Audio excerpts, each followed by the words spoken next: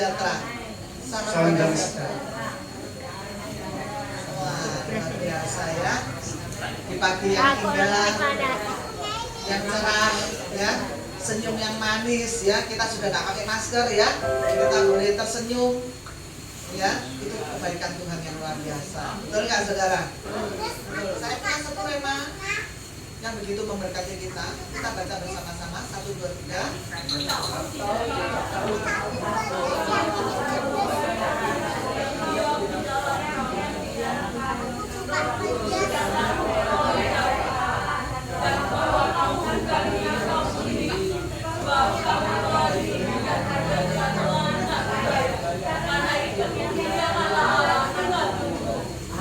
Amin.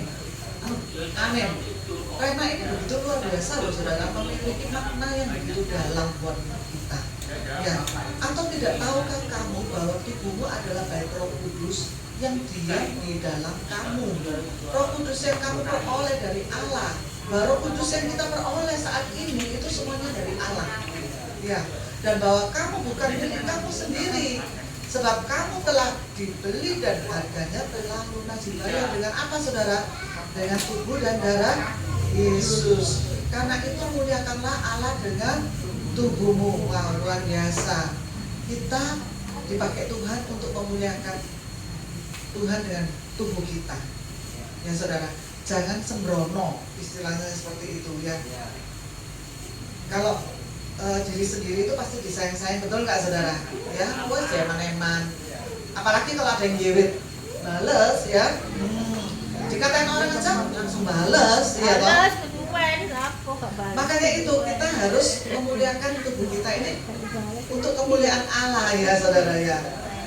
Dan saya flashback sedikit, tolong tampilkan kemah suci supaya saudara mengerti kenapa engkau sudah dibayar dengan lunas ya. Ini adalah gambaran kemah suci ya. Yang di depan ini adalah tempat korban bakaran.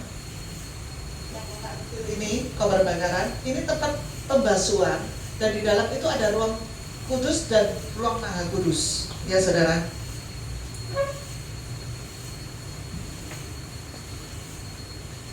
Kemah suci dalam bahasa Ibrani-nya itu miskan, atau kalau kita kenal dengan kata tabernakel ya saudara.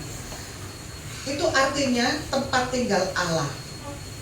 Di sini pertama kali rumah ibadah yang Tuhan perintahkan kepada Musa di Gunung Sinai untuk mendirikan kemah suci, karena bangsa Israel selalu tegar tengkuk ya saudara. Nah, pada di ruang maha kudus itu ada tabut perjanjian Allah waktu Tuhan memberikan kepada Musa, seperti itu. Nah, di ruang kudus itu ada kaki dian dan meja roti sajian. Itu imam-imam boleh masuk ke dalam sana. Tetapi di ruang maha kudus yang boleh masuk cuma imam besar. Dan saudara juga mengerti kalau masuk ke ruang maha kudus kakinya harus diikat supaya kalau dia berbuat salah di hadapan Tuhan dia langsung mati saudara. Ya, dan itu alihnya untuk apa? Untuk menarik keluar. Seperti itu saudara. Melalui ini kita bisa tahu, melalui waktu Tuhan Yesus disalib di kayu salib, waktu Tuhan Yesus disalib di kayu salib, itu pada waktu Tuhan berteriak Eli Eli lama sabachthani, saat itu juga tabir Allah terbelah menjadi dua, yaitu di ruang kudus dan ruang maha kudus. Itu ada kabar kita waktu kita masuk, dan kabar kedua itu, tirai kedua itu untuk memasuki ruang maha kudus itu terbelah menjadi dua saudara. Saat ini kita nggak perlu lagi masuk ke sana karena Tuhan sudah mati di kayu salib, membuka jalan buat kita supaya kita bisa bertemu dengan Tuhan, bertatap muka dengan Tuhan. Luar biasa nggak saudara ayat yang tadi saya tampilkan? Karena itu saudara, kita muliakan tubuh kita dengan untuk kemuliaan Tuhan. Ya saudara. Kalau saudara nggak percaya, betul nggak sih tubuhku ini bait Allah? Saya punya satu ayat yang membuktikan bahwa kita ini memang adalah bait Allah. Ya. Di 1 Korintus 3 ayat 17b, sebab bait Allah adalah kudus dan bait Allah itu ialah kamu, diri kita sendiri. Jadi ini membuktikan bahwa kita ini ruang maha kudus, tempat di mana Tuhan Yesus diam di dalam diri kita. Kita nggak perlu kemah suci lagi, karena Tuhan sudah membuat semuanya menjadi lebih mudah buat kita. Betul saudara ya? Jadi seperti saudara saat anak-anak mau sekolah, saudara mempermudah semuanya. Dibayar uang sekolahnya, uang makannya, uang seragamnya, uang bukunya. Anaknya tinggal masuk aja. Betul nggak saudara? Ya, Tuhan pun itu seperti itu. Dia begitu mengasihi kita. Ada tubuh dan darah Yesus di depan kita. Kita boleh mengingat bahwa begitu besar pengorbanan Tuhan supaya kita ini dapat berjumpa dengan Tuhan begitu mudahnya. Dan tubuh kita ini adalah bait kudus. Jadi kita harus jaga hati-hati dengan tubuh kita. Betul nggak saudara? Jangan sampai kita juga menyakiti orang lain dengan perkataan kita, menyakiti seperti yang tadi saya katakan ya. Kalau kita dikatain orang lain, kita pasti marah. Betul nggak ya? Kita dicubit juga pasti marah, dipukul juga pasti marah. Betul nggak ya? Karena kita adalah milik Tuhan sepenuhnya. Amin. Pagi hari ini mari kita masuk ke rumah kudus Tuhan dengan hati yang penuh ucapan syukur bahwa kita sudah diberi hal yang luar biasa di dalam hidup ini. Amin saudara. Beri kemuliaan untuk Tuhan kita. Luar biasa Tuhan kita.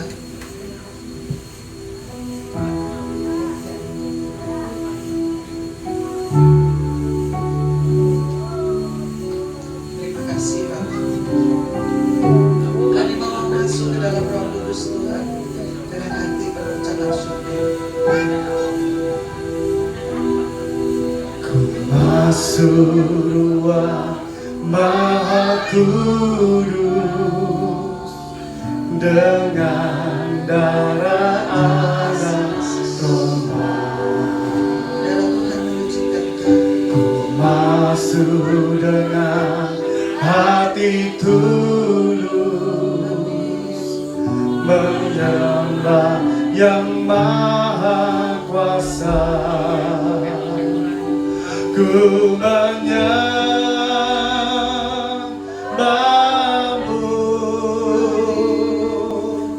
ku sembahmu,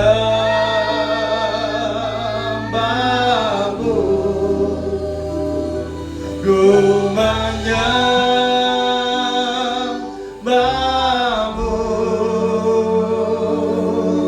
ku sembahmu.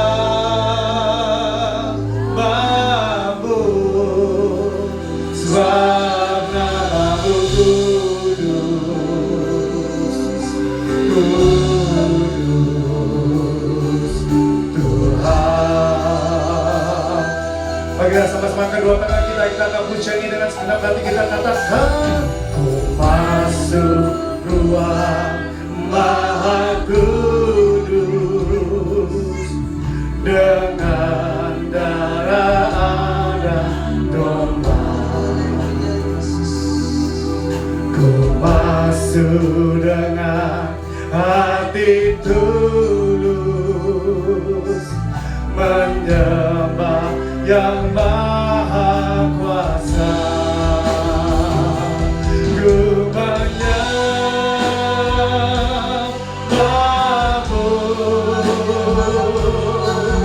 ku sembahmu,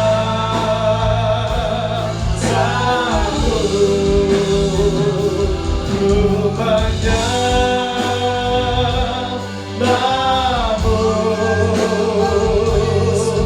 ku sembahmu,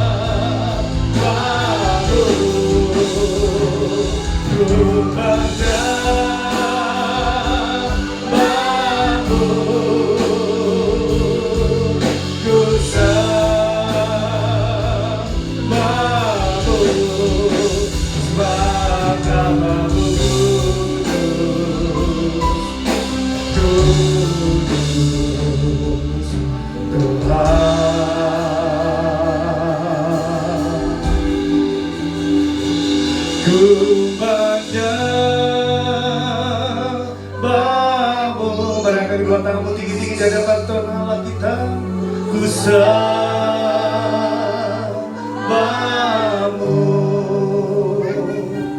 ku menyembahmu,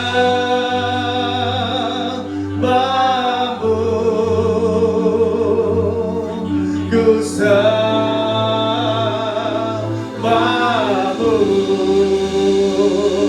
ku menyembahmu, haleluya, ku sembahmu,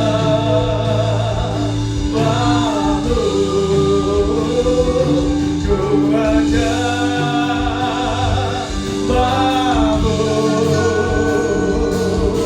ku sembahmu,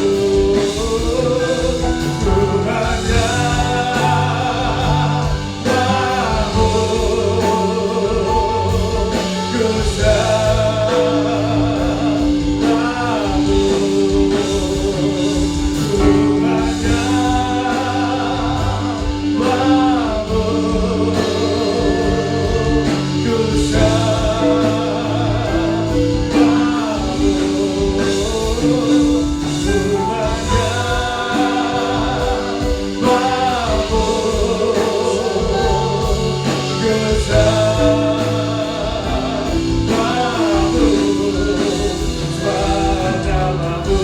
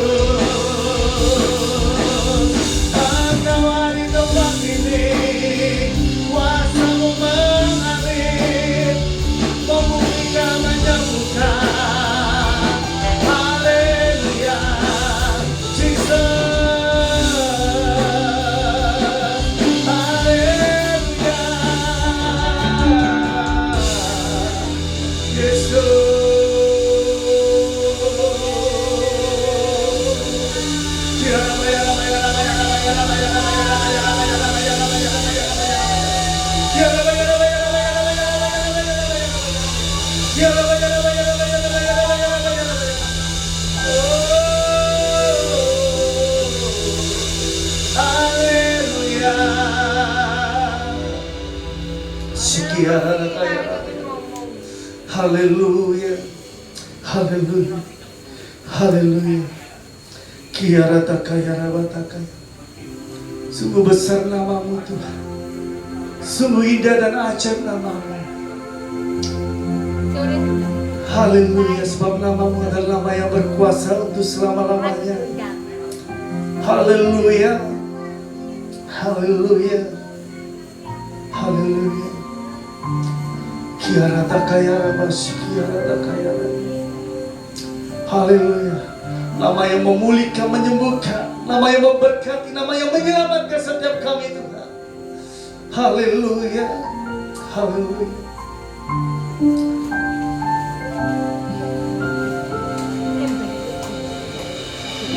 You are the one at the beginning, what we got the Lord Most High.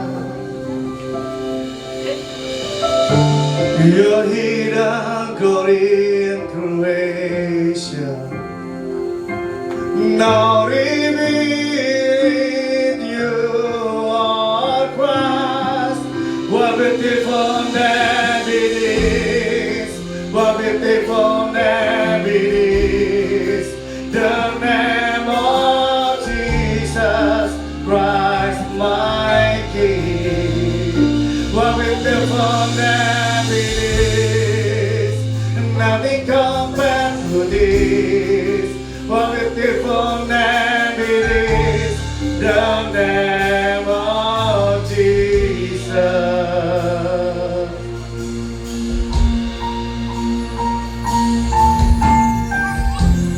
You did one heaven without us, so Jesus you brought heaven down. I sing as great your love as greater. What cause bearer has gone. What wonderful name it is, what wonderful name it is, the name of Jesus Christ my King. What wonderful name it is, nothing compared to this. What wonderful name it is, the name of Jesus. What wonderful name it is, the name of Jesus. Marilah sama-sama katakan, Kaulah awal dari segalanya. Kaulah awal dari segalanya. Satu dengan firman-Mu. Amin. Dalam ciptaan Kau sediakan kemegahan kuasa-Mu. Sungguh indah nama-Mu, sungguh indah nama-Mu, oh Yesus Kristus Rajaku. Sungguh indah nama-Mu, tiada seperti-Mu. Sungguh indah nama-Mu, nama-Mu Yesus.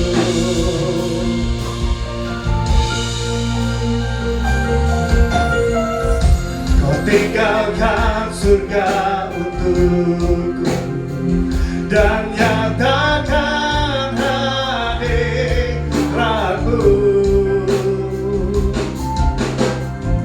Dosaku tunduk dalam kasih-Mu, ku milik-Mu selamanya. Sungguh ajaib nama-Mu, sungguh ajaib nama-Mu, oh Yesus Kristus Rajaku. Sungguh ajaib nama-Mu, tiada seperti-Mu. Sungguh ajaib nama-Mu, nama-Mu Yesus. Sungguh ajaib nama-Mu,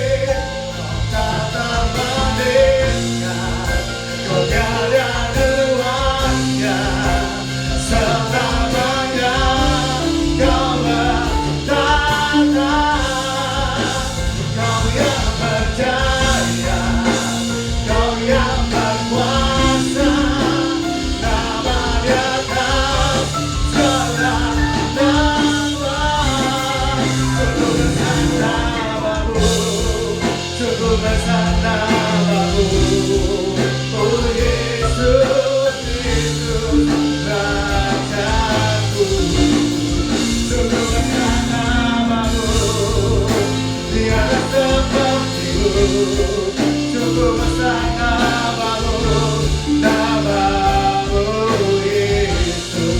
Kau tak tertandingkan, kau tiada duanya, selamanya kau bertata.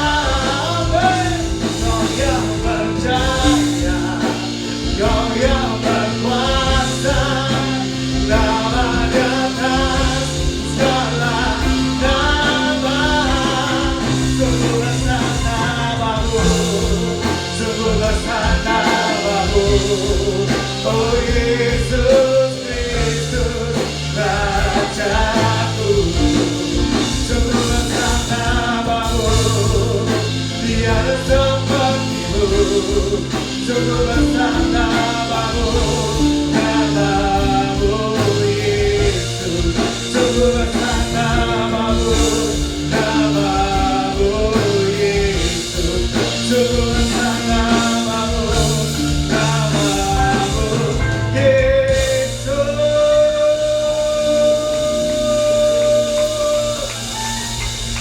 Haleluya. Amin. Haleluya. Haleluya. Kami percaya Tuhan, keajaiban-Mu, kebesaran-Mu nyata bagi setiap kami dari sekarang sampai selama-lamanya. Umat Tuhan yang percaya dan diberkati Tuhan sama-sama katakan. Beri tepuk tangan bagi Tuhan Allah kita. Mari kita sama-sama berdiri kita bersama-sama memuji dan memuliakan nama Tuhan.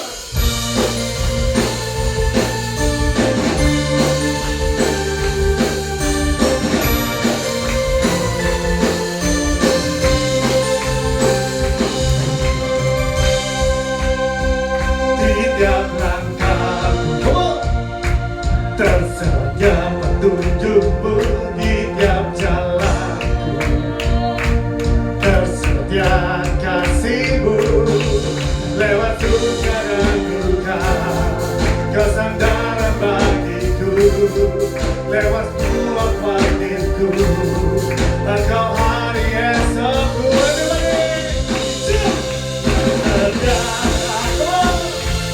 Lebih dari yang ku minta, yang sempurna hari ini dan selamanya.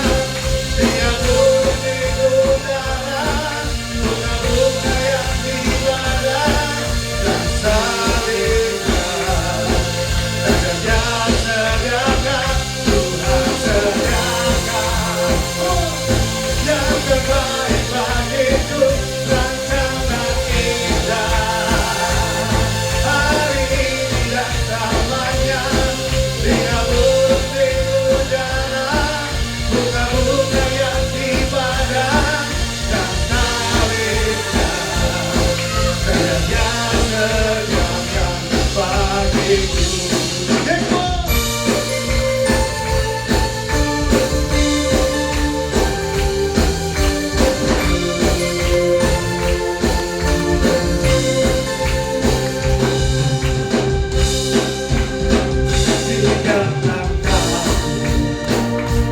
Tersedia petunjuk-Mu, hingga jalan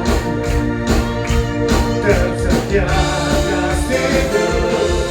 Lewat suka dan duka Kau sandaran bagiku, lewat semua khawatirku Engkau hari esokku.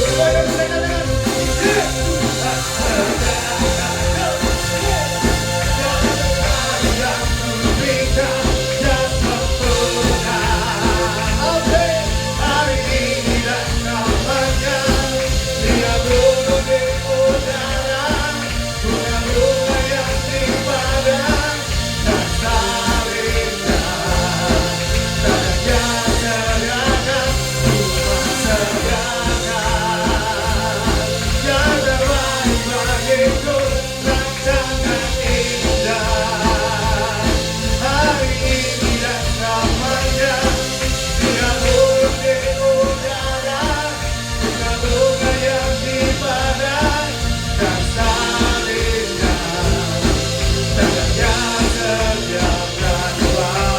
Bagi yang salah mengatakan, tak sediakan, katakan, lebih dari yang kupinta dan sempurna.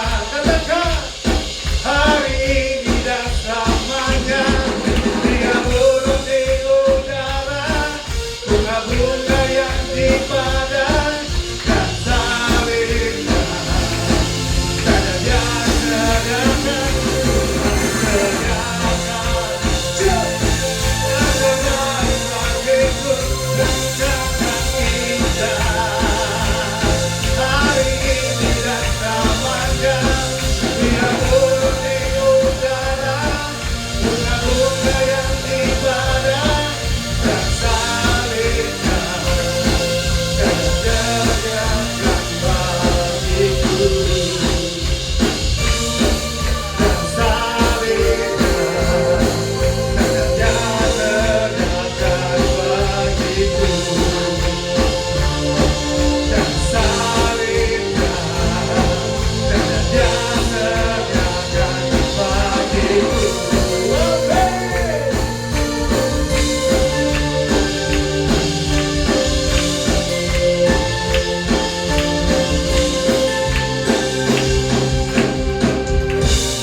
Haleluya. Haleluya. Kita percaya apa yang kita butuhkan, apa yang kita perlukan, Tuhan sediakan semua di sore hari ini. Menurut kekayaan dan kemuliaannya di dalam Kristus Yesus. Amin. Beri kemuliaan bagi Tuhan Allah kita. Haleluya. Haleluya.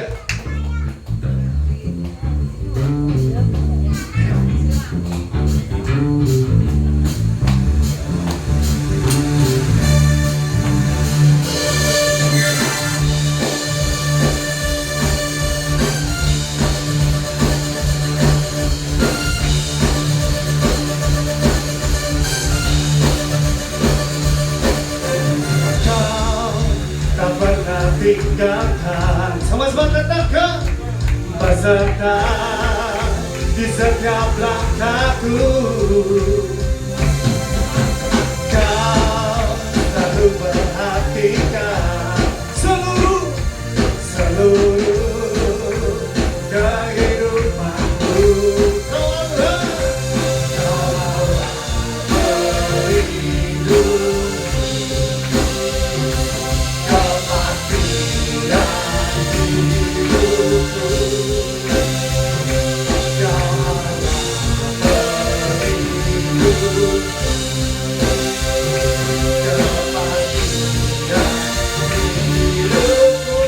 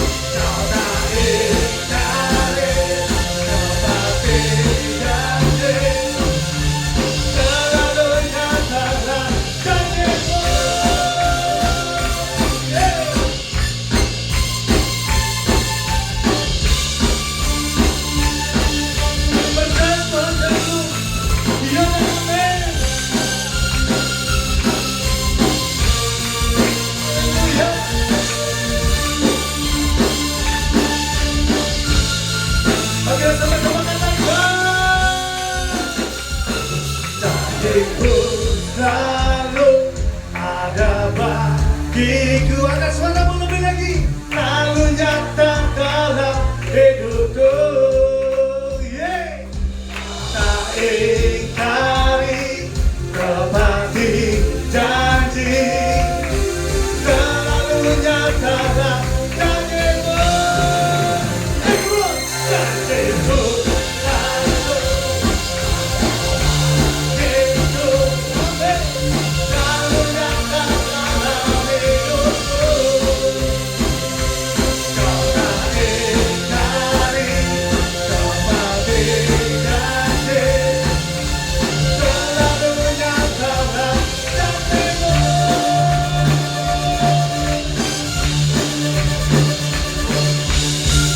Haleluya. Kita percaya janji Tuhan dia dan amin. Amin. Ya, sebab dia Tuhan yang tidak pernah lalai menepati janjinya atas setiap kehidupan kita. Amin. Berikan tepuk tangan yang terbaik bagi Tuhan Allah kita yang dahsyat dan luar biasa. Haleluya. Kami silakan Bapak Ibu dapat duduk kembali. Di pagi hari ini kita akan diberkati oleh pujian Korin yang dibawakan oleh WBI. Sebelumnya kita berikan aplaus yang paling meriah buat Tuhan Allah kita. Haleluya. Kami bersilakan. Waduh, WPI anunya gak stop ya.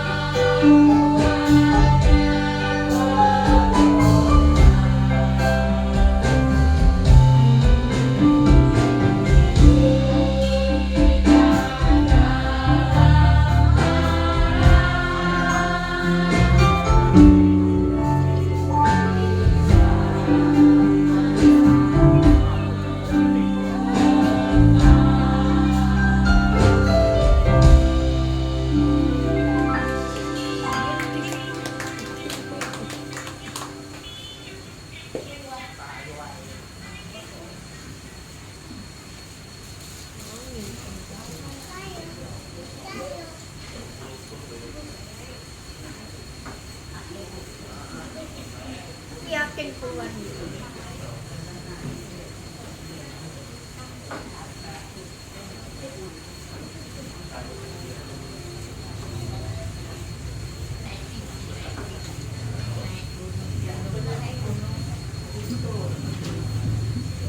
Pujian yang sudah memberkati kita semua di pagi hari ini, amin. Haleluya. Bismillah, kita bertuangan yang paling mulia bagi Tuhan Allah kita. Haleluya. Mari kita siapkan hati kita untuk menerima kebenaran firman Tuhan. Haleluya.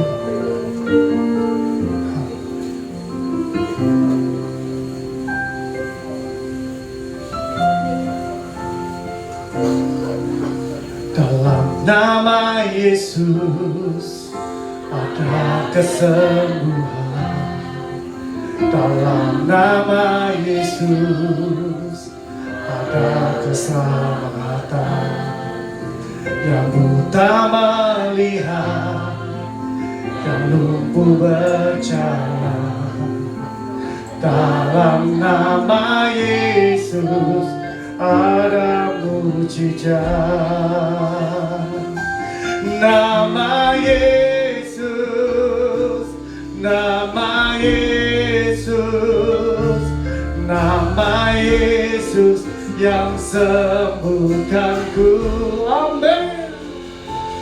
Nama Yesus, nama Yesus, nama Yesus yang pulihkanku. Mari kita angkat pujian ini dengan hati yang percaya. Kita sama-sama katakan dalam nama Yesus. Dalam nama Yesus ada kesembuhan. Dalam nama Yesus ada keselamatan. Yang buta melihat, yang lumpuh berjalan. Dalam nama Yesus ada mujizat.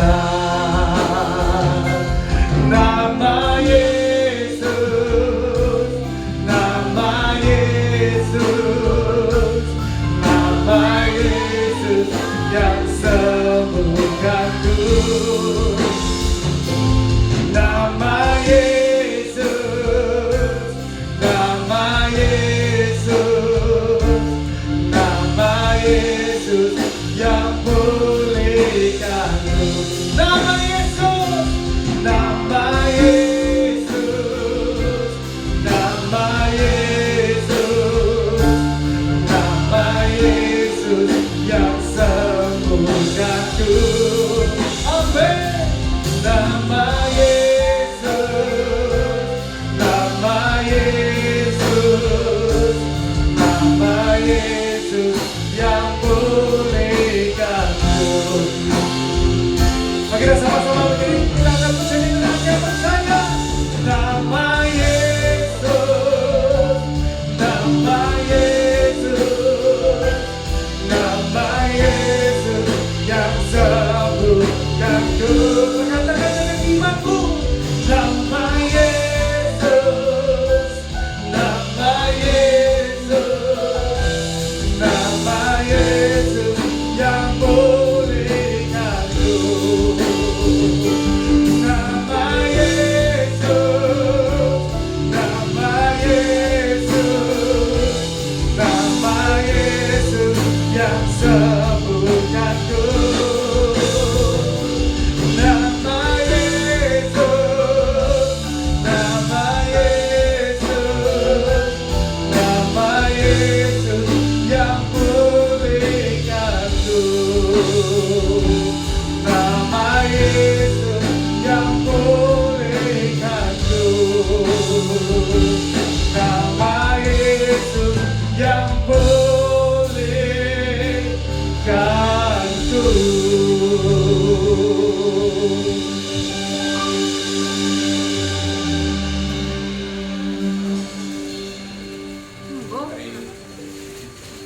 Mari kita berdoa. Tuhan, kami mengucap syukur kalau pada pagi hari ini Hamba diberi kesempatan untuk melayani-Mu Tuhan, dan jemaat juga boleh diberi kesempatan untuk mengerti kebenaran firman-Mu. Terpujilah Kau ya Allah Bapakku, terpujilah Kau ya Tuhan Yesus, terpujilah Kau ya Allah Roh Kudus. Dan hamba percaya Tuhan kalau Engkau yang boleh menyertai Tuhan pemberitaan firman ini Tuhan, supaya apa yang hamba sampaikan semuanya berasal daripada-Mu, dan apa yang Engkau ingin sampaikan kepada jemaat-Mu Tuhan, biarlah hamba boleh menyampaikan ya Tuhan. Dan hamba percaya biarlah firman yang ditaburkan tidak ada satupun yang kembali dengan sia-sia, biarlah firman yang ditaburkan yang boleh bertumbuh, menghasilkan buah yang berlipat-lipat kali ganda untuk dipakai memuliakan nama-Mu dan menyenangkan hati-Mu.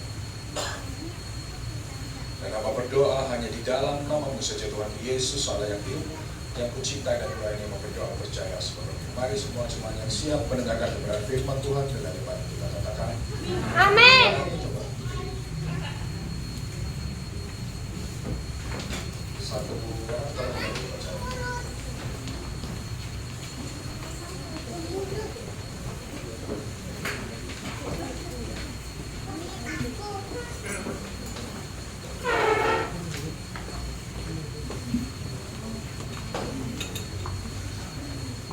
Shalom Bapak Ibu. Shalom.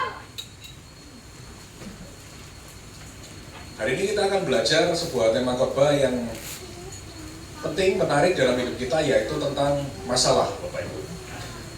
Bapak Ibu, ada banyak sekali beberapa hamba Tuhan yang mengajar, termasuk sempat ada yang kesini. Kalau ada banyak masalah, ada banyak. Kalau ada banyak masalah, ada banyak. Lalu jemaat-jemaat bilang,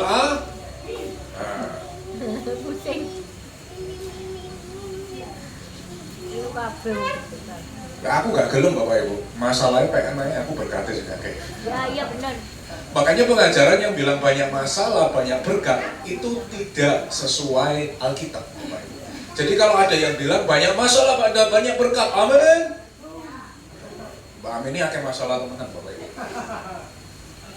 Karena Tuhan tidak pernah mengajar di dalam Alkitab banyak masalah, banyak berkat, itu tidak ada. Makanya ada lagu meskipun badai silih berganti dalam hidupku, itu pun juga tidak alkitabiah. Berarti apa? Karena yang itu tidak ada Bapak Ibu. Kalau badai silih berganti berarti masalahmu terus datang terus menerus. Ya benar. Padahal sebentar lagi kita akan pelajari bahwa masalah yang terjadi dalam hidup kita itu tidak pernah Tuhan izinkan terjadi tanpa adanya sebuah tujuan. Perhatikan. Jadi ketika masalah ini terjadi dalam hidupmu, tidak pernah ada masalah terjadi tanpa Tuhan izinkan dengan tujuan. Jadi Tuhan tidak pernah kerjaan Bapak Ibu. Makanya yang bilang banyak masalah, banyak berkat, ya pengen naik masalahnya.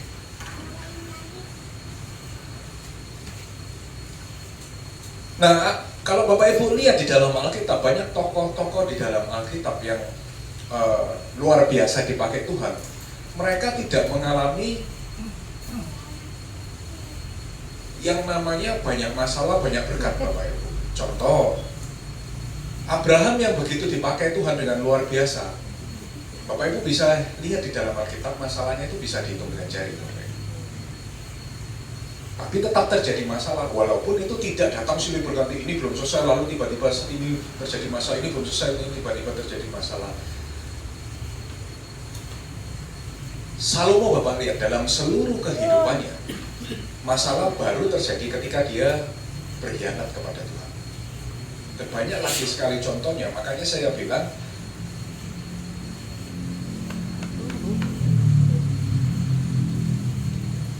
hamba Tuhan yang mengajarkan banyak masalah, banyak berkat, itu tidak Alkitabiah. Nah Bapak Ibu, di dalam Alkitab biasanya penyebab masalah itu terbagi menjadi 3. Jadi Bapak Ibu harus tahu dulu masalah ini terjadi karena apa. Yes. Yang paling banyak di dalam Alkitab, orang terkena masalah, banyak yang terkena masalah bukan karena diuji untuk naik level, bukan karena maunya Tuhan, bukan istilahnya dengan masalah ini Bapak Ibu akan kemudian naik level, kemudian oh ini Tuhan sedang menguji aku. Tapi justru banyak di dalam Alkitab masalah ini terjadi akibat dosa atau kesalahan yang diperbuat kepada Tuhan, Bapak Ibu. Dan yang paling bahaya adalah kalau misalnya orang itu berbuat dosa kepada Tuhan, lalu tidak sadar dia salah, kemudian terkena masalah dan tidak bertobat dari kesalahannya ini, maka masalah ini nggak akan selesai, Bapak Ibu. Dan ini banyak contohnya di dalam Alkitab. Contoh paling gampang, Bapak Ibu, kita pernah bahas di dalam Alkitab, bahasa aslinya Tuhan itu paling nggak suka orang yang melihat hari, Bapak Ibu. Masih ingat nggak? Melihat hari itu gimana? Hari baik. Yes. Kita pernah bahas, bahkan dikatakan di dalam Alkitab dalam bahasa aslinya, orang-orang sebelum bangsa Israel yang dimusnahkan Tuhan, itu karena mereka melakukan salah satu perbuatan yang tidak disukai Tuhan, yaitu melihat hari. Contohnya apa? Oh, hari ini hari sial. Oh, tanggal segini harinya hari baik. Oh, aku kalau mau buka usaha ini tanggal baik. Padahal setiap hari ketika Tuhan memberkati, Tuhan bilang apa? Baik. Baik. Saat Tuhan menciptakan, Tuhan selalu ngomong baik. Ada yang sangat baik, ada yang dikuduskan. Dan ada yang Tuhan bilang tidak baik. Makanya Tuhan nggak suka kalau ada orang anak Tuhan. Saya bukan bilang orang Kristen, karena nggak semua orang Kristen itu anak Tuhan. Tapi yang anak Tuhan harus ngerti mau bapaknya, Bapak Ibu. Dan bapak kita nggak suka lihat orang yang melihat hari. Nah, akhirnya ketika berbuat seperti itu dosa nggak? Dosa, karena ada firman-Nya, Bapak Ibu. Tuhan nggak suka orang yang melihat hari. Makanya saya bilang, kalau Bapak Ibu mau pindah rumah, semua hari baik. Bapak Ibu anaknya ada yang mau menikah, semua hari baik. Bapak Ibu mau buka usaha, semua hari di hadapan Tuhan Baik. Dan Tuhan nggak suka orang yang melihat hari. Tapi kemudian ada orang Kristen yang masih percaya dengan begitu, sehingga melihat hari, oh ini hari baik, ini hari sial. Akhirnya Tuhan nggak suka, dia terkena masalah. Kenapa? Karena perbuatannya dia nggak menyenangkan hati Tuhan. Lalu yang bahaya adalah ketika kena masalah, Tuhan tolong aku gini-gini, tapi nggak berubah, tetap masih lihat hari. Oh ini hari baik, oh ini hari sial. Kira-kira hukumannya selesai atau enggak kalau gitu? Lanjut. Nanti kita akan semakin bahas. Jadi yang pertama, masalah ini terjadi bukan karena Bapak Ibu mau diuji Tuhan untuk naik level, tapi masalah ini terjadi karena dosa Bapak Ibu. Jadi bedakan dengan masalah yang membuat Bapak Ibu naik level. Nanti kita akan semakin bahas. Contoh lagi, di dalam Alkitab, ketika Daud lari dari Absalom, apakah itu masalah yang membuat Tuhan apakah itu masalah yang membuat Daud diuji Tuhan supaya Daud naik level? Bahkan sampai Absalom itu menidurin semua gundiknya Daud di depan seluruh Israel. 2 Samuel 16 ayat 22.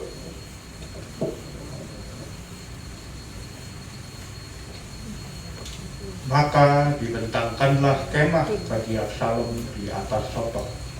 Lalu Absalom menghampiri gundi-gundi ayahnya di depan mata seluruh Israel.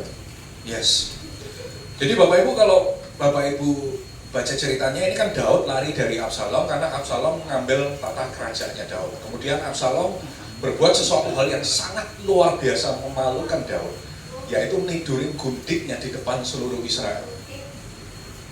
Jadi istilahnya, kalau bahasa sekarang, Bapak Ibu bisa bayangkan misalnya selingkuh di depan semua orang gitu loh, Bapak Ibu. Nah, apa masalah ini terjadi karena Tuhan mau buat Daud naik level? Bukan. Masalah ini terjadi karena dosa Daud. Kenapa? 2 Samuel 12 ayat 11 sampai 12. Akarnya dari mana masalah ini bisa terjadi? 2 Samuel 12 ayat 11 sampai 12.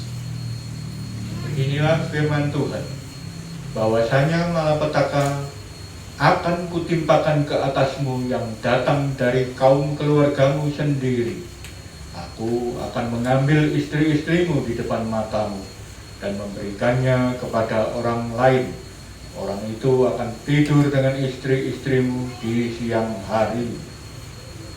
Sebab engkau telah melakukannya secara tersembunyi, tetapi aku akan melakukan hal itu di depan seluruh Israel secara terang-terangan. Jadi masalah problem awalnya itu apa? Daud ngambil Batsheba, bunuh suaminya, dilakukan secara diam-diam di belakang layar. Tuhan melihat itu marah. Kamu nidurin istri orang, kamu ngambil istri orang, sekarang hukumanmu, istrimu akan ditiduri orang terang-terangan, buka-bukaan di depan semua orang. Jadi ketika masalah ini terjadi dengan Daud, apakah Daud kemudian naik level? Apakah ini sebuah ujian untuk Daud? Bukan, masalah ini timbul karena dosa. Yes. Jadi banyak orang yang merasa, oh Tuhan tolong aku, Tuhan, oh ini ujian dari Tuhan, tanpa mereka melakukan koreksi. Ini masalah terjadi karena dosaku sama Tuhan, atau karena aku sedang diuji Tuhan. Dan banyak orang yang nggak mau cari tahu. Kita lanjut dulu. Next. Yes, yang kedua, masalah yang diizinkan Tuhan untuk merubah atau mengarahkan kita ke jalan yang lebih baik. Jadi, misal Bapak Ibu hidupnya sudah sempurna, hidupnya sudah tidak berdosa di hadapan Tuhan, hidupnya sudah tidak ada salah, Bapak Ibu berpegang firman Tuhan, Bapak Ibu melayani Tuhan, lalu diizinkan terjadi masalah. Contohnya kembali lagi kalau di Daud, terjadi kepada Daud kapan? Ayo. Kapan? Ketika Daud dikejar sama Saul. Bapak Ibu, ketika Daud dikejar sama Saul, Daud itu tidak ada salahnya. Daud itu tidak ada dosanya di hadapan Tuhan. Tapi Daud dikejar Saul, diajarkan Tuhan, diizinkan Tuhan seperti itu supaya apa? Daud ketika nanti menjadi raja, dia tidak menjadi raja yang sombong, Bapak Ibu. Supaya apa? Dia ketika menjadi raja, dia tidak menjadi raja yang semena-mena. Jadi itu memang diizinkan Daud untuk membuat Daud naik level. Diizinkan Tuhan terjadi pada Daud untuk membuat Daud naik level. Dan diizinkan juga karena ada yang mau Tuhan rubah dari Daud. Dan kalau memang ini terjadi, masalah ini pasti berlalu, Bapak Ibu. Yang jadi masalah, kalau masalah ini terus ada dan tidak berlalu, berarti something wrong. Nah, kita akan semakin terus bahas. Kemudian next, yang ketiga,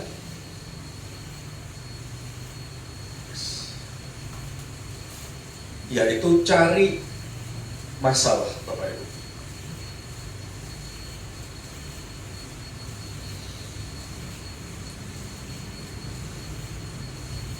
Saya pernah bahas ini berkali-kali. Alkitab tidak pernah mengajarkan ada yang namanya roda kehidupan, Bapak Ibu. Ada yang bilang kan kadang di atas, kadang yes. Tapi di dalam Tuhan, Bapak Ibu, kalau melihat, saya juga pernah mengajarkan itu, yang ada di dalam Tuhan, semakin engkau dipercaya oleh Tuhan, semakin engkau akan dipercaya lebih lagi. Makanya dalam perumpamaan 5 talenta, terus berapa? 5, terus? Saya nggak bisa merebus orang itu. 5, 2, 1. Yang 5 ditambahkan jadi 10, yang 2 jadi 4. Yang 1 malah diambil, ya kan? Jadi semakin engkau bisa dipercaya Tuhan, semakin ditambahi Tuhan. Bahkan di dalam ayat Tuhan ngomong apa? Loh, kau punya 5 kok ditambahi lagi? Tuhan ngomong apa? Kepada barang siapa yang memiliki, dia akan semakin diberi supaya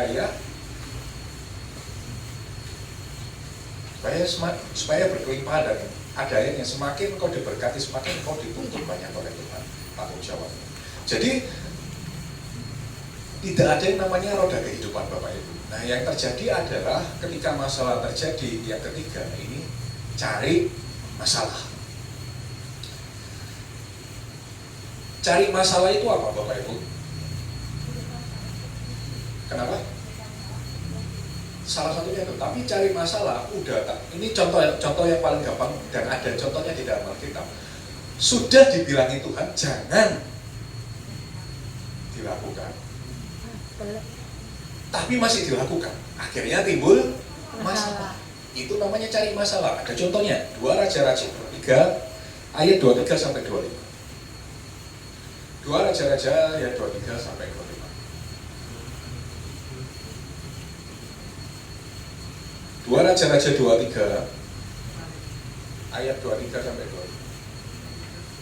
Kita belajar dari seorang raja yang hidupnya benar di hadapan Tuhan. Jadi perhatikan, Raja Yosia ini hidupnya benar di hadapan Tuhan. Yuk. Tetapi barulah dalam tahun ke-18 zaman Raja Yosia, Paskah ini dirayakan bagi Tuhan di Yerusalem. Para pemanggil arwah dan para pemanggil roh peramal, juga terafim, berhala-berhala, dan segala dewa kejijikan yang terlihat di tanah Yehuda dan di Yerusalem dihapuskan oleh Yosia dengan maksud menepati perkataan Taurat yang tertulis dalam kitab yang telah didapati oleh Imam Hilkia di rumah Tuhan. Sebelum dia, tidak ada raja seperti dia yang berbalik kepada Tuhan dengan segenap hatinya, dengan segenap jiwanya, dan dengan segenap kekuatannya, sesuai dengan segala Taurat Musa. Dan sesudah dia, tidak ada bangkit lagi yang seperti dia. Yes, dikatakan apa? Raja Yosia ini hidupnya sangat-sangat berkenan di hadapan Tuhan. Bahkan setelah Raja Yosia, tidak ada lagi raja yang berbalik kepada Tuhan dengan segenap hatinya. Berarti artinya hidupnya benar dan berkenan di hadapan Tuhan atau enggak? Hidupnya setia sama Tuhan apa enggak? Ya. Setia. Tapi apa yang terjadi Bapak Ibu? 2 Tawarik 35 ayat 20 sampai 24. Matinya enggak enak Bapak Ibu. Raja Yosia ini matinya enggak enak. Padahal dia hidup berkenan di hadapan Tuhan. Yes. Kemudian daripada semua ini, setelah Yosia memperbaiki rumah Tuhan, majulah Necho, Raja Mesir, hendak berperang di Karkemis di tepi sungai Efrat. Yosia keluar menghadapinya. Ia mengirim utusan kepada Yosia dengan pesan, "Apakah urusanmu dengan aku, Raja Yehuda? Saat ini aku tidak datang melawan engkau, tetapi melawan keluarga raja yang sedang kuperangi. Allah memerintahkan aku supaya segera bertindak. Hentikanlah niatmu menentang Allah yang menyertai aku, supaya engkau jangan dimusnahkannya." Tetapi Yosia tidak berpaling daripadanya, melainkan menyamar untuk berperang melawan dia. Ia tidak mengindahkan kata-kata Necho, yang merupakan pesan Allah, lalu berperang di lembah Megiddo. Maka pemanah-pemanah menembaki Raja Yosia, dan Raja berseru kepada orang-orangnya, "Bawa aku dari sini, karena aku luka parah." Orang-orangnya mengangkatnya dari keretanya, lalu mengangkutnya dengan kereta cadangannya, lalu membawanya ke Yerusalem. Kemudian matilah ia, lalu dikuburkan di pekuburan nenek moyangnya. Seluruh Yehuda dan Yerusalem berkabung karena Yosia. Kak, Lanjut. Yeremia membuat suatu syair ratapan mengenai Yosia. Dan sampai sekarang ini, semua penyanyi laki-laki dan penyanyi perempuan menyanyikan syair-syair ratapan mengenai Yosia. Dan mereka menjadikan itu suatu kebiasaan di Israel. Semuanya itu tertulis dalam syair-syair ratapan. Yosia hidupnya benar nggak di hadapan Tuhan? benar. Tapi inilah yang disebut dengan cari. Kenapa? Tuhan sudah bilang jangan maju, jangan maju, jangan berperang, jangan dilawan. Tapi Yosia tetap maju berperang. Dan ini yang namanya cari masalah, Bapak Ibu.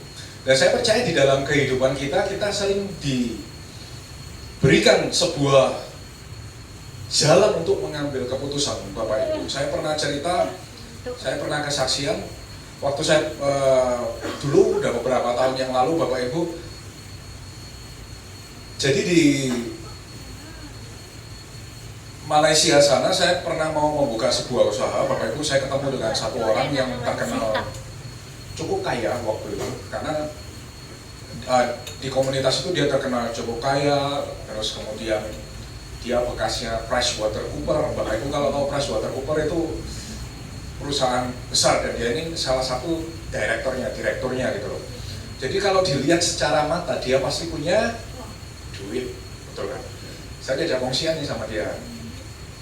Lalu saya doa sama Tuhan, saya minta tolong sama Tuhan, boleh enggak saya maju melangkah sama ini? Saya doa minta tanda, dijawab Tuhan, tidak boleh. Tapi secara mata, saya ingat loh, orang ini dipercaya, semua orang di komunitas Malaysia itu tidak ada satupun yang meragukan dia, kredibilitasnya tinggi. Jadi istilahnya ini pengusaha yang ternama, Bapak Ibu. Doa pertama minta tanda, apa mungkin aku salah? Saya minta tanda lagi, Bapak Ibu. Sampai kedua, sampai ketiga, dijawab sama Tuhan. Tidak boleh, Bapak Ibu. Tapi saya melihat ini peluang ini bagus, Bapak Ibu. Saya melihat orang ini punya duit.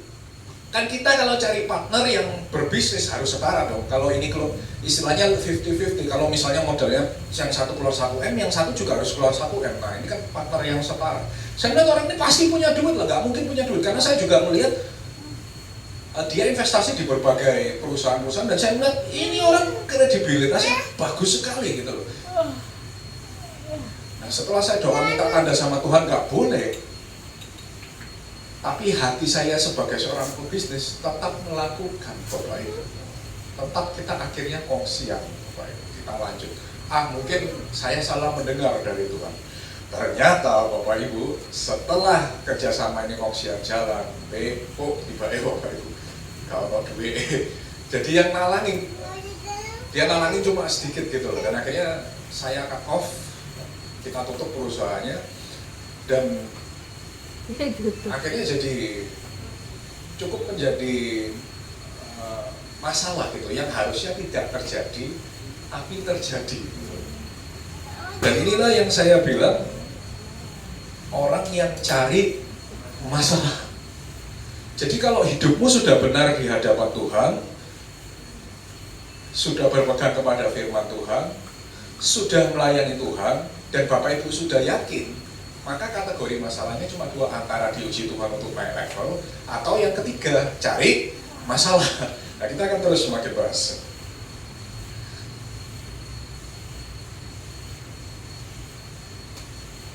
Nah ketika kita menghadapi permasalahan, Bapak Ibu, kira-kira Bapak Ibu minta masalah ini sama Tuhan cepat selesai atau lama selesainya? Cepat. Siapa yang mau masalahnya lama selesainya? Lambaikan tanganmu, amin. Semakin lama masalahmu, semakin engkau dipercaya. Semakin banyak masalahmu, semakin engkau diberkati Tuhan. Ada amin? Ada yang ngomong, pengen masalah berkati kayaku. Amin. Karena itu tidak Alkitabiah, sungguh Bapak Ibu. Bapak Ibu kalau belajar di dalam Alkitab, nanti kita akan bahas. Masalah terjadi, itu pasti ada tujuannya. Tidak mungkin Tuhan izinkan sesuatu terjadi tanpa tujuan. Kenapa? Karena Tuhan kita tidak kurang kerjaan, Bapak Ibu. Tuhan kita kerjaannya banyak. Kenapa itu terjadi? Karena Tuhan punya tujuan. Nanti kita akan semakin bahas. Kembali lagi ke topik. Ketika mengalami masalah, pengen cepat selesai, apa pengen selesainya lama, Bapak Ibu? Cepat.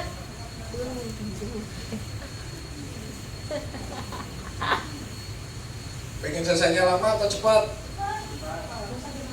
Nggak usah ada masalah kalau bisa, setuju. Tapi in case terjadi, maka supaya ini cepat berlalu, apa yang harus kita lakukan? Yang pertama, kenapa ada orang yang masalahnya cepat dijawab? Kenapa ada orang yang masalahnya lama dijawab? Yang pertama, next, terus lanjut, terus next, yes, next, yes. Kita harus memastikan kayak tadi. Pertama kali, masalah ini terjadi karena dosa kita atau tidak, atau kita ada kesalahan sama Tuhan atau tidak. Karena kalau masalah ini terjadi dan dosanya tidak dibenarkan, masalahnya kan terus berlanjut, Bapak Ibu. Banyak sekali contohnya di dalam Alkitab.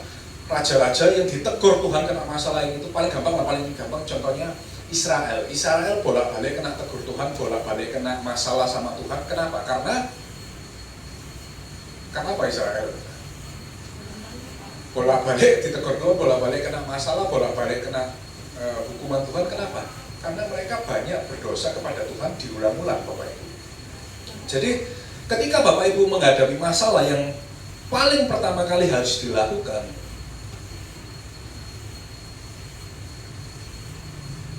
itu bukan menuntut Tuhan untuk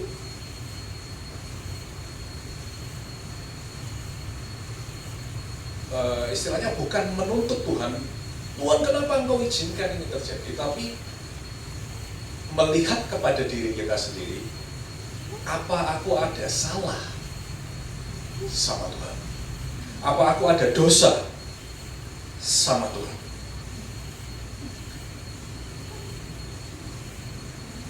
Next, Bapak ya.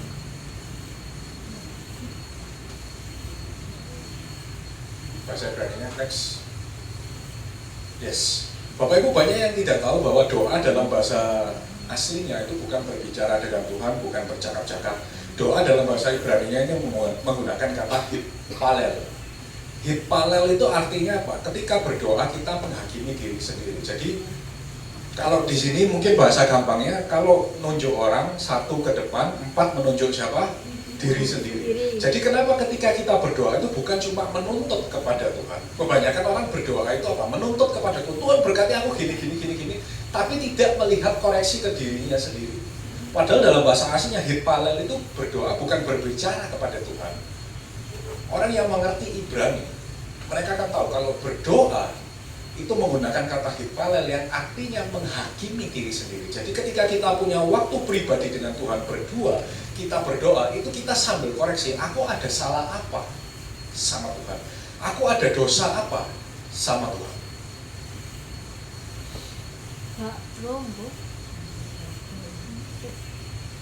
Nah kalau Bapak Ibu mengerti dan tahu akhirnya, oh aku ada salah ini sama Tuhan, maka aku harus perbaiki ini dengan segera. Percayalah, Tuhan pasti jawab juga dengan cepat. Karena Tuhan selalu punya tujuan, Bapak Ibu. Kayak tadi saya bilang, Tuhan tidak kurang kerjaan, sehingga Tuhan memberikan banyak masalah kepada Bapak Ibu. Tuhan selalu punya tujuan, Bapak Ibu. Jadi ketika terjadi, Bapak Ibu cek dulu, saya ini ada salah nggak sama Tuhan? Misal kadang ada orang yang tidak mengerti perintah Tuhan. Wes aku kerja aja, gak usah ke gereja, padha ae ambek sembahyang nang omah. Boleh enggak? Boleh.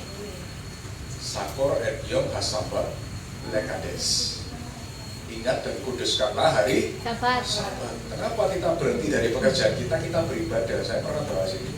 Untuk menunjukkan bahwa kita bukan budak pekerjaan, kita bukan budak siapapun, kita bisa berhenti untuk beribadah kepada Tuhan. Itu tujuan utama mengapa hari ke-7 kita harus beribadah.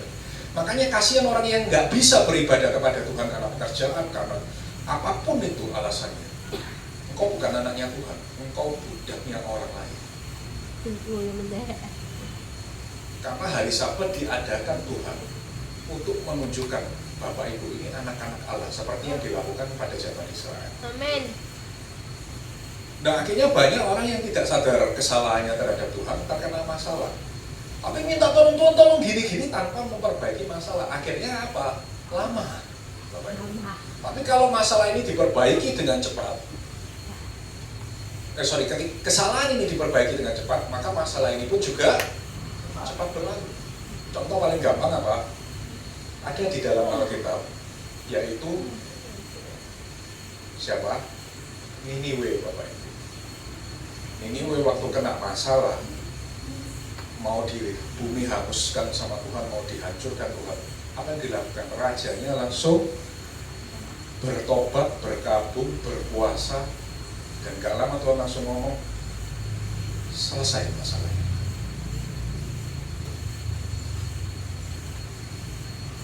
Kayak tadi yang saya bilang, Tuhan tidak kurang kerjaan sehingga Tuhan memberikan sesuatu kepada Bapak Ibu, terjadi sesuatu tanpa sebuah tujuan.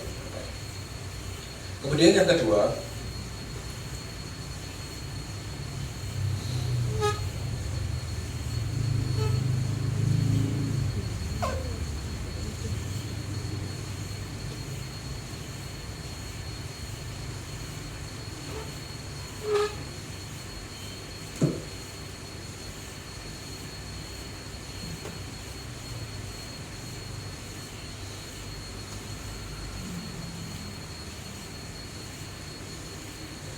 Yes.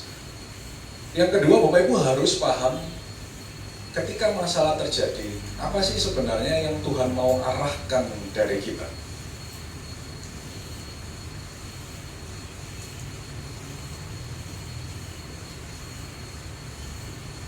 Jadi pasti ada tujuan Tuhan. Misalnya ada yang mau dirubah oleh Tuhan dari pribadi kita. Contoh misalnya, kayak tadi saya bilang, kenapa Musa dibiarkan sampai bertahun-tahun hidup menjadi gembala? Karena ternyata Tuhan punya tujuan. Musa dilatih sabar, Musa dilatih lembut. Bahkan dikatakan apa, manusia yang paling lembut satu dunia saat itu adalah Musa. Dan diizinkan Tuhan terjadi dia di padang gurun menggembalakan, bukan di padang gurun, dia diizinkan menggembalakan, lari dari Mesir, dikejar-kejar sama bertahun-tahun menjadi gembala. Supaya apa? Nanti ketika menjadi gembala orang Israel, dia menjadi seorang gembala yang sudah tahu apa yang harus dia lakukan. Dan ketika Musa menerima tujuan Tuhan, Bapak Ibu, selesai nggak kelariannya? Dia lari dari Mesir itu selesai nggak? Selesai. Dia udah nggak dikejar lagi sama orang Mesir. Dia memimpin orang Mesir. Memimpin orang Israel keluar dari tanah Mesir. Jadi ketika dihadapi dengan sebuah masalah, Bapak Ibu harus cari tahu maunya Tuhan dari masalah ini apa? Apa yang bisa dirubah dari diriku? Apa tujuan Tuhan dari masalah ini? Karena next, ini yang harus Bapak Ibu ingat, bahwa Tuhan tidak pernah mengizinkan masalah ini terjadi tanpa tujuan atau alasan. Karena Tuhan tidak kurang kerjaan, Bapak Ibu. Semua yang terjadi itu pasti ada alasan atau tujuan dari Tuhan.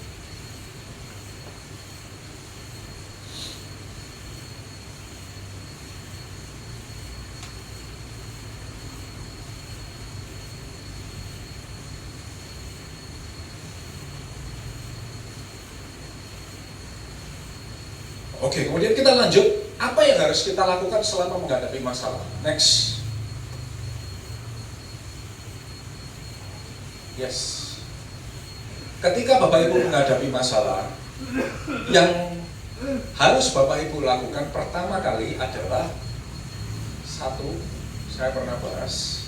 Ini ya, kalau masalah yang Bapak Ibu hadapi memang benar Bapak Ibu tidak ada kesalahan, nggak ada dosa di hadapan Tuhan, Bapak Ibu yakin, maka pertama kali yang harus Bapak Ibu lakukan adalah next, menguatkan diri dan melekat. Karena saya pernah kasih sebuah gambaran, kalau Bapak Ibu semakin jauh dia kepada Tuhan, maka semakin apa?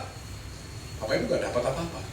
Karena Tuhan pernah ngomong di dalam firman, di luar aku, kamu tidak dapat berbuat apa-apa. Jadi the only way kita melalui semua ini adalah kita semakin dekat dan melekat kepada Tuhan. Ada sebuah studi kasus yang menarik, Bapak Ibu. Daud kita sering baca, tapi kita baca sebuah contoh dari Hizkia. Ketika Hizkia diancam oleh Raja Asyur, kita buka ayatnya. 2 Tawarik 32 ayat 9 sampai 15.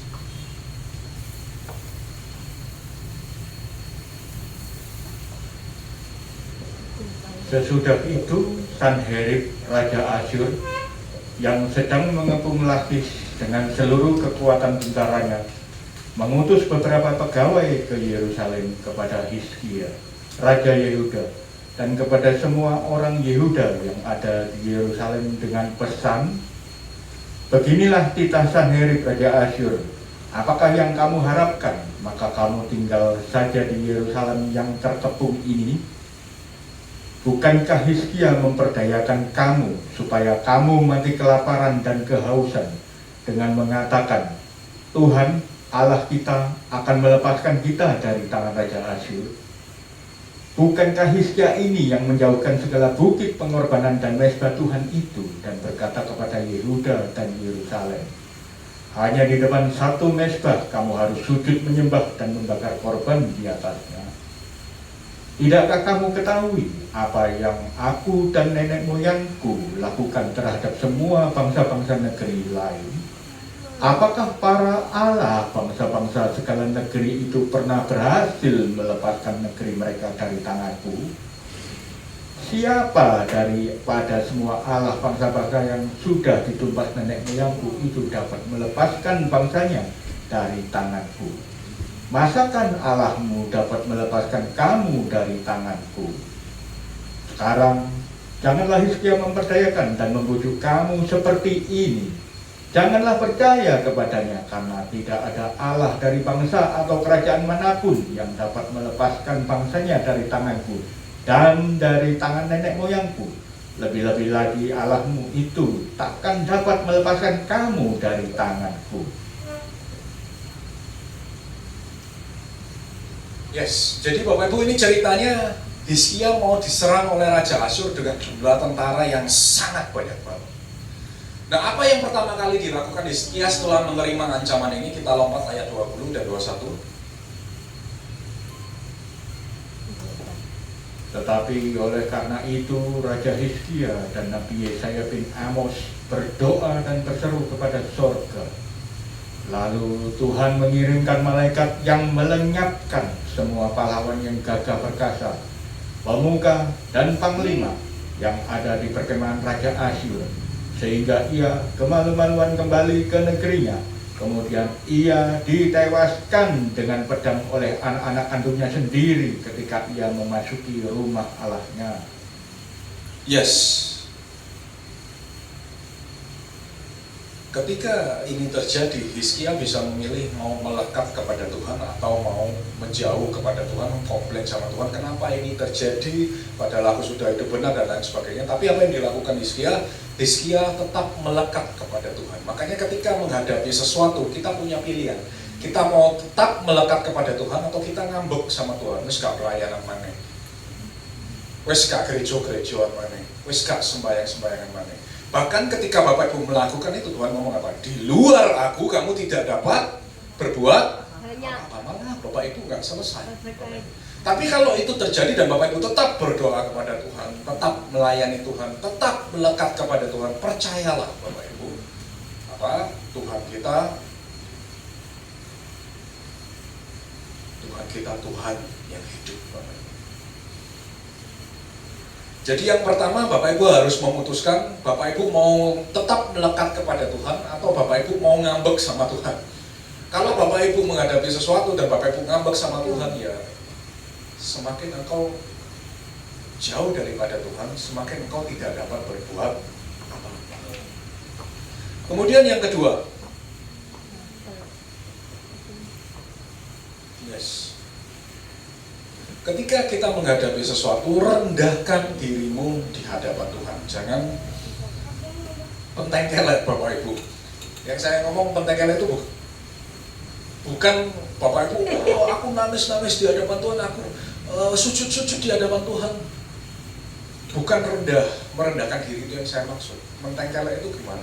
Oh Tuhan tolong aku, kalau kau gak tolong aku ini, aku gak mau pelayanan Tuhan. Sopo gitu kan. Ngancam Tuhan. Wah Tuhan, kalau Tuhan gak tolong aku ini, aku gak sembahyang Tuhan. Sekarang gak sembahyang ya wes ya kan. Tapi banyak orang yang ketika hidupnya sudah benar, lalu terkena masalah, ketika terjadi masalah, bukan merendahkan diri di hadapan Tuhan, tapi ngancam Tuhan, Bapak Ibu. Oh Tuhan, ini terjadi, kenapa Engkau izinkan ini terjadi? Wes aku gak mau sembahyang Tuhan. Tapi kalau Bapak Ibu belajar merendahkan diri, Allah kita ini Allah yang sangat tidak tegaan, Bapak Ibu. Allah yang sangat bermurah hati. Kalau Bapak Ibu merendahkan diri, Tuhan itu hatinya pasti luluh. Contoh kita baca tentang Yunus 3 ayat 4 sampai 10 yang tadi kita sempat bahas. Yunus 3 ayat 4 sampai 10. Mulailah Yunus masuk ke dalam kota itu sehari perjalanan jauhnya, lalu berseru, 40 hari lagi maka Niniwe akan ditunggang balikkan. Orang Niniwe percaya kepada Allah, lalu mereka mengumumkan puasa, dan mereka, baik orang dewasa maupun anak-anak, mengenakan kain kabung. Setelah sampai kabar itu kepada Raja kota Niniwe, turunlah ia dari singgasananya, ditanggalkannya jubahnya, diselubungkannya kain kabung, Lalu duduklah ia di abu. Lalu atas perintah raja dan para pembesarnya, orang memaklumkan dan mengatakan di Niniwe demikian: manusia dan ternak, lembu, sapi, dan kambing domba tidak boleh makan apa-apa, tidak boleh makan rumput, dan tidak boleh minum air. Haruslah semuanya, manusia dan ternak, berselubung kain kabung dan berseru dengan keras kepada Allah, serta haruslah masing-masing berbalik dari tingkah lakunya yang jahat dan dari kekerasan yang dilakukannya. Siapa tahu, mungkin Allah akan berbalik dan menyesal serta berpaling dari murkanya yang bernyala-nyala itu, sehingga kita tidak binasa. Ketika Allah melihat perbuatan mereka itu, yakni bagaimana mereka berbalik dari tingkah lakunya yang jahat, maka menyesallah Allah karena malapetaka yang telah dirancangkannya terhadap mereka, dan Ia pun tidak jadi melakukannya. Yes. Jadi ketika menghadapi masalah yang dihadapi oleh Niniwe langsung merendahkan diri di hadapan Tuhan, lalu dikatakan apa? Menyesallah Tuhan dan ia tidak jadi melakukannya. Jadi ketika Bapak Ibu menghadapi sesuatu, jangan petentang-petenteng sama Tuhan. Oh, gak gelem. Yowis Tuhan, gak gelem sembahyang, aku gak gelem doa, aku gak gelem gereja-gereja, aku gak gelem pelayanan. Semakin engkau menjauh dari Tuhan, semakin engkau tidak bisa berbuat apa-apa. Kemudian yang ketiga, yang terakhir, ketika kita menghadapi sesuatu, baiklah kita meminta hikmat kepada Tuhan apa yang harus kita lakukan. Bapak Ibu, Amsal 2 ayat 6. Dan ini penting bahwa kita punya hikmat dari Tuhan supaya kita ini tidak salah melangkah dalam menghadapi sesuatu. Karena Tuhanlah yang memberikan hikmat, dari mulutnya datang pengetahuan dan kepandaian. Yes. Dan dikatakan kalau Bapak Ibu butuh hikmat, tinggal minta. Yakobus 1 ayat 5.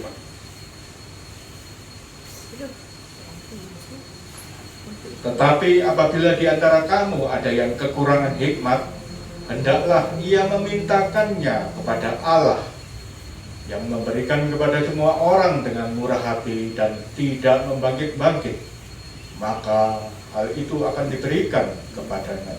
Yes, jadi ketika kita menghadapi sesuatu, yang ketiga, jangan lupa meminta hikmat kepada Tuhan apa yang harus kita perbuat. Nah Bapak Ibu, ini semua masalah yang tadi kita sudah bahas, kita sudah mengerti. Dan ada satu masalah yang sangat spesial case terjadi di dalam Alkitab di luar poin-poin ini. Dan saya berharap Bapak Ibu tidak mengalaminya. Dan masalah ini sebenarnya tidak perlu terjadi Bapak Ibu. Ada sebuah ayat yang menarik, saya pernah ngomong bahwa Salomo ini orang yang sangat berhikmat sehingga dia tahu semua rahasia duniawi dan rahasia alam roh Bapak Ibu. Dan kitab Amsal itu kitab yang paling sering saya baca.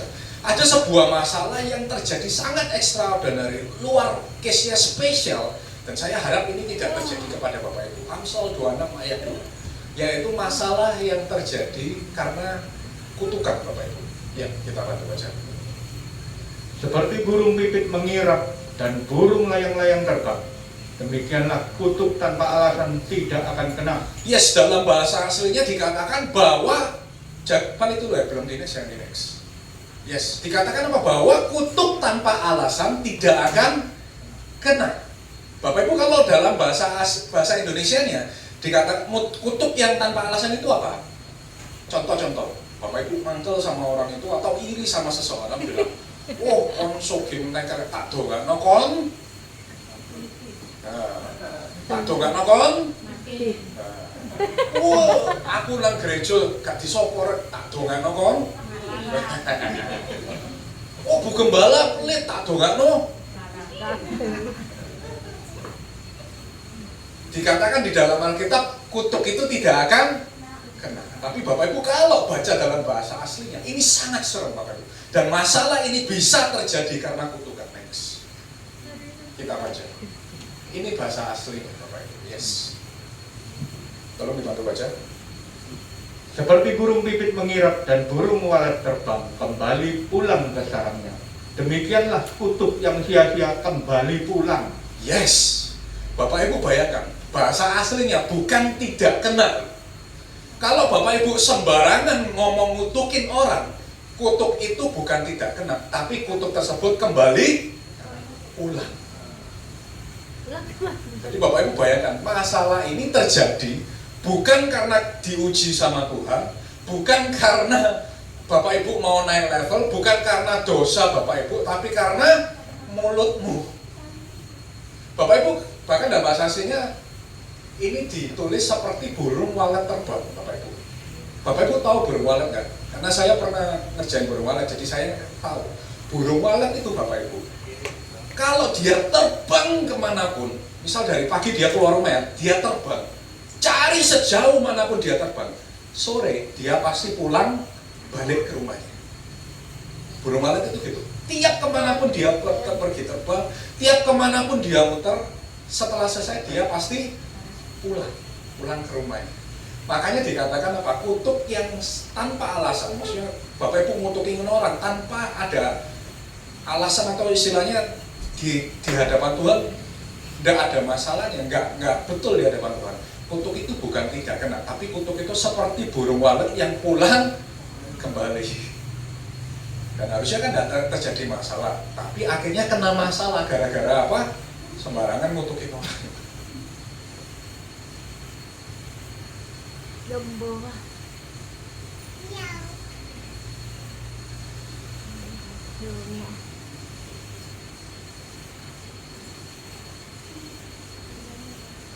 Yes. Ken katakan apa? Ken kalap hinam lo tapu. Jadi kutuk tanpa alasan atau kutuk yang tidak benar di hadapan Tuhan bukan tidak kena, tapi akan kembali kepada siapa yang mau. Jadi kalau Bapak Ibu dikutukin orang, selama Bapak Ibu di bawah perlindungan Tuhan, jangan takut. Balik Bapak Ibu, mulai. Boleh. Jadi Bapak Ibu dikutuk, oh tak dengar dulu. Ya, ingat perintah Tuhan. Oh, aku gak salah dikutukin, mulai. Jadi jangan sembarangan mengutuki orang. Tuhan Yesus memberkati, mari kita berdoa. Tuhan, kami mengucap syukur. Oh, sebentar. Saya undang dulu terlebih dahulu orang yang bertugas melayani perjamuan kudus untuk maju ke depan. Kita doa jadi satu aja. Doa firman dengan doa perjamuan kudus agar tidak dua kali.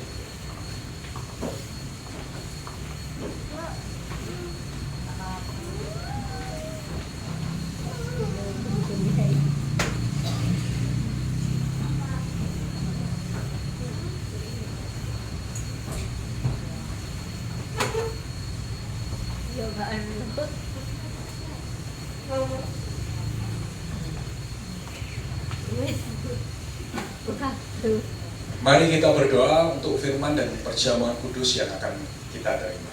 Tuhan Allahku yang hidup, Tuhanku Yesus yang kukasihi, hamba berdoa, percaya dan mengucap syukur Tuhan karena Engkau yang telah menaburkan firman-Mu, Engkau yang telah memakai hamba-Mu ini untuk menyampaikan kebenaran firman-Mu. Hamba percaya bila firman yang ditaburkan tidak ada satupun yang kembali dengan sia-sia.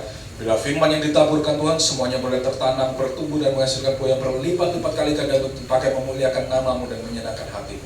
Dan hamba percaya Tuhan, Kau yang memberkati hamba-Mu ini agar yang paling terutama hamba boleh menyenangkan hati-Mu melalui pelayanan hamba-Mu ini. Dan juga hamba berdoa bagi perjamuan kudus yang sebentar lagi akan kami terima Tuhan. Hamba percaya Engkau yang menguduskan dan menyucikan kami supaya kami layak menerima perjamuan kudus-Mu ini ya Tuhan. Di dalam nama-Mu saja Tuhanku Yesus Allah yang hidup, yang kucintai dan kulayani, hamba berdoa dan percaya sepenuhnya dalam nama Tuhan Yesus. Hamba berdoa dan percaya sepenuhnya.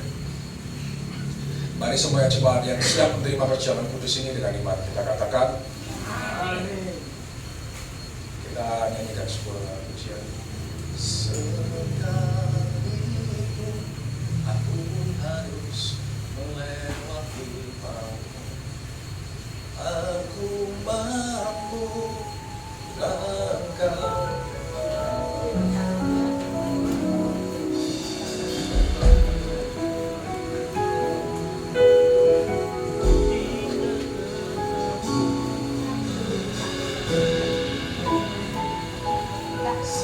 Sekalipun aku harus melewati maut. Aku mampu bila Engkau selalu besertaku. Ya Allahku, jangan pernah Kau tinggalkan aku. Ku perlu Kau hidupku. Kasih. Saya mau undang bagi yang telah dilayani untuk bersama-sama kita bangkit berdiri. Sekalipun aku harus melewati maut, aku mampu bila Engkau selalu besertaku. Ya Allahku, jangan pernah Kau tinggalkan aku. Ku perlu Kau dalam hidupku. Ku perlu Kau dalam hidupku. Ku perlu Kau dalam hidupku.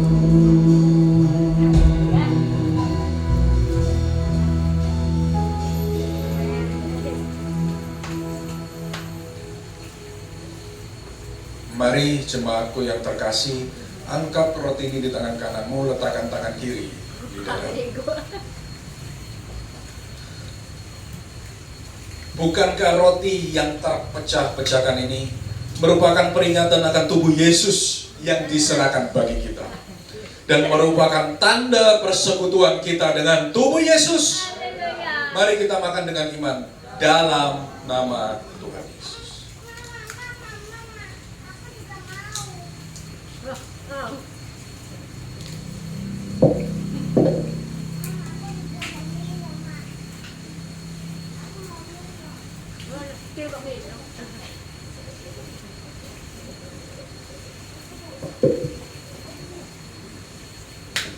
Mari jemaatku yang terkasih, angkat anggur ini di tangan kananmu, letakkan tangan kiri di dadamu.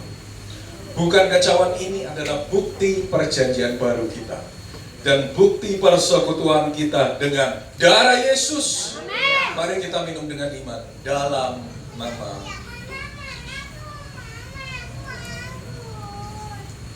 Letakkan cawanmu, angkat kedua tanganmu. Mari kita berikan penyembahan yang terbaik bagi Tuhan Allah kita. Katakan haleluya, haleluya, haleluya. Shalom Maria, Maria, Maria, Maria. Haleluya, Maria, Maria, Maria, Maria, Maria, Shalom Maria, Shalom Maria, Maria, Maria, Maria.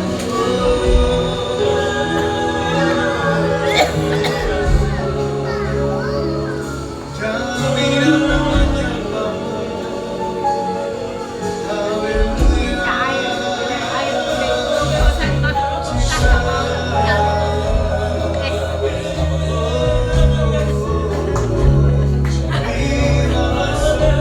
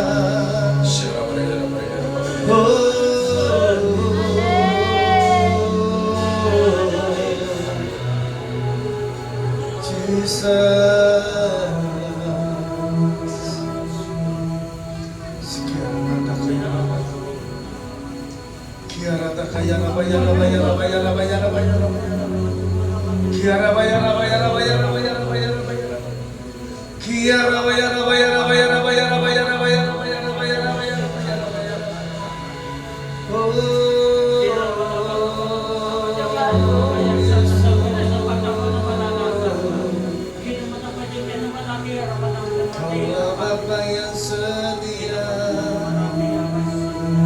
Bapa yang mulia, yang layak terima pujian, hormat dan kemuliaan, sekarang sampai selamanya.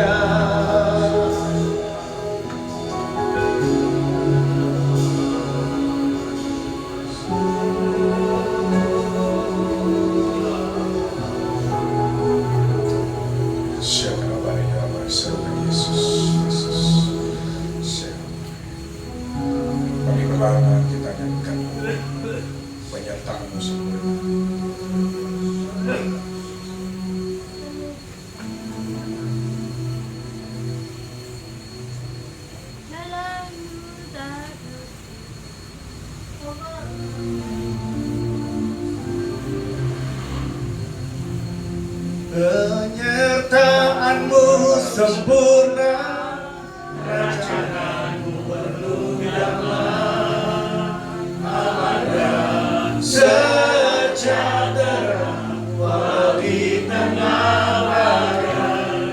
Ingin ku selalu bersama, rasakan keindahan arti kehadiranmu Tuhan. Mari jemaat sekalian menyanyikan. Penyertaanmu sempurna, rancanganmu penuh damai, aman dan sejahtera walau di tengah badai.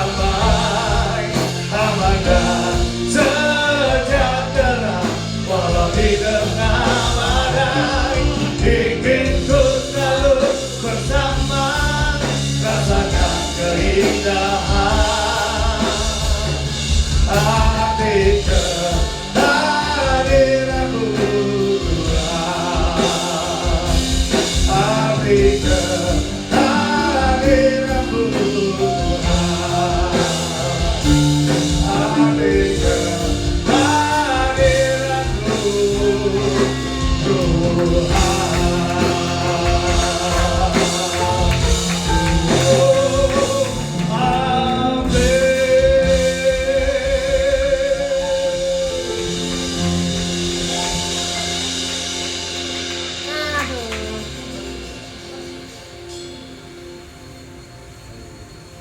Tuhanku Yesus, hamba berdoa, percaya dan mengucap syukur atas perjamuan kudus yang telah kami terima ini ya Tuhan. Hamba percaya bila melalui perjamuan kudus ini Tuhan, yang lemah boleh dikuatkan Tuhan, yang mempunyai masalah dan beban berat, hamba percaya bagi Tuhan tiada perkara yang mustahil. Dan hamba percaya juga bagi yang mempunyai segala macam penyakit Tuhan, melalui perjamuan kudus ini biarlah kuasa ya Tuhan yang mampu untuk menyembuhkan di dalam nama Tuhan Yesus. Dan nama berdoa Tuhan, biarlah melalui perjamuan kudus ini kami boleh semakin menjadi satu di dalam, biarlah kami boleh tinggal di dalam Engkau dan Engkau boleh tinggal di dalam kami, seperti kami ada di dalam Bapa dan Engkau ada di dalam Bapa.